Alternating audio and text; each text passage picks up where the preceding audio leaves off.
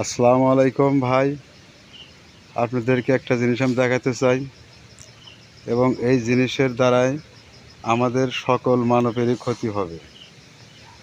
এবং আজ থেকে 3 দিন আগে একটি লোক মারা গিয়েছে এই বিষাক্ত কামড়ে। হ্যাঁ দেখেন ভাই, আমি একটু আপনাকে জুম করে দেখানোর চেষ্টা করছি। দেখেন, এর ভিতরে একটা মাছি আছে যাকে বলে হিঙ্গুল। হিঙ্গুল বলে অনেকেই বিষ মাছি বলে। এর মাটির মতো গাছের পাতায় বাসা, পাতিল পাতিলের মতো পলিশের মতো বোঝা যাচ্ছে। দেখছেন ভাই, এটা কিন্তু ভাই লোকটা মারা গেছে, মহিলাটা মারা গেছে। মহিলাটা ছিল চাকমা গারো, মারা গেছে।